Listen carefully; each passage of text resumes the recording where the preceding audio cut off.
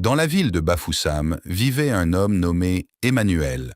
Travailleur et respecté, il était technicien en froid et climatisation.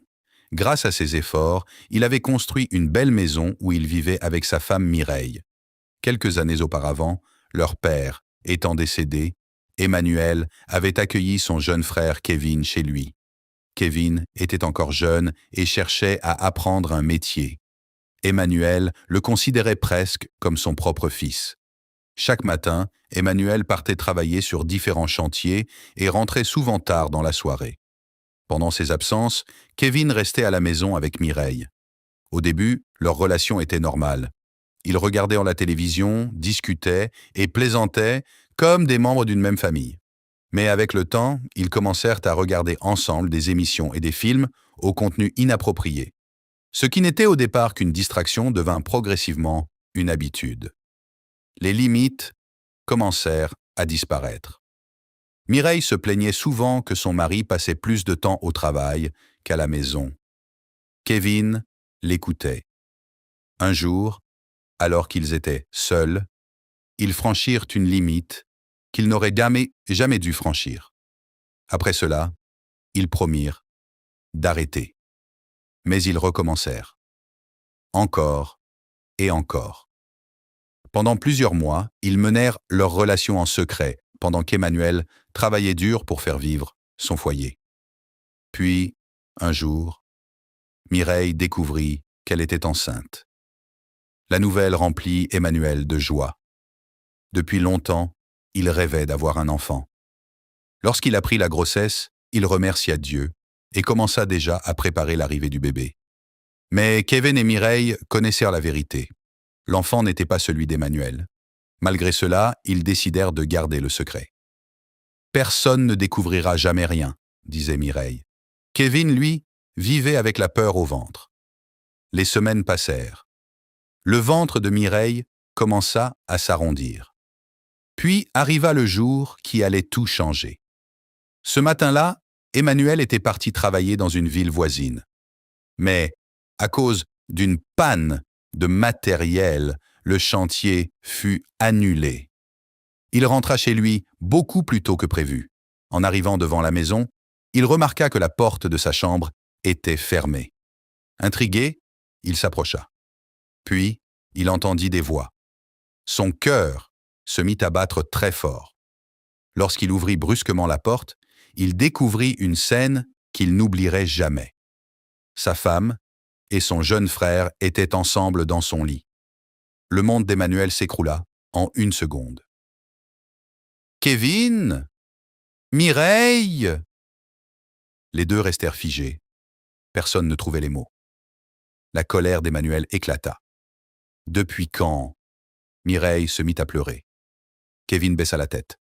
Après plusieurs minutes de silence, Mireille finit par avouer « Ce n'est pas la première fois. » Les mots frappèrent Emmanuel comme un coup de couteau. Combien de temps ? Plusieurs mois. Puis elle prononça la phrase qui détruisit définitivement leur mariage. Le bébé que je porte n'est pas le tien. Le silence qui suivit fut plus douloureux que n'importe quel cri. Fou de douleur et de colère, Emmanuel les chassa immédiatement de sa maison. « Sortez d'ici, tous les deux! Je ne veux plus jamais vous voir !»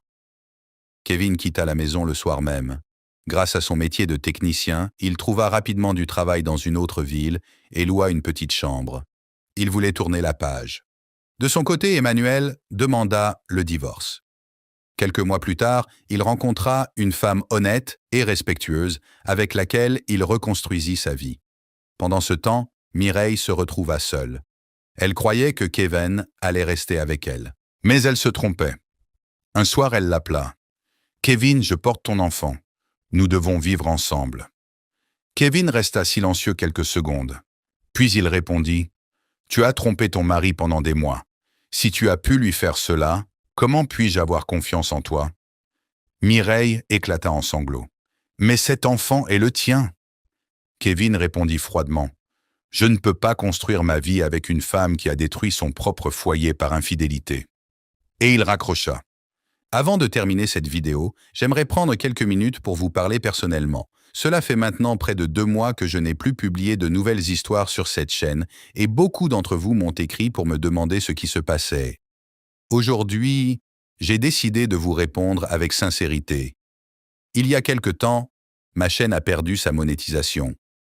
Pour certaines personnes, cela peut sembler être un simple problème sur YouTube. Mais pour moi, cette chaîne représentait également ma principale source de revenus. Depuis cette démonétisation, je traverse une période très difficile.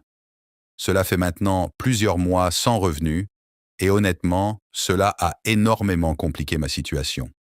Pendant ce temps, beaucoup d'entre vous continuaient à m'envoyer des messages, à demander mon retour et à attendre de nouvelles histoires.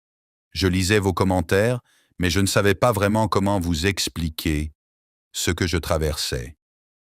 Cette chaîne représente plusieurs années de travail, des centaines d'heures passées à écrire, à créer les images, à monter les vidéos et à essayer de vous offrir des histoires de qualité.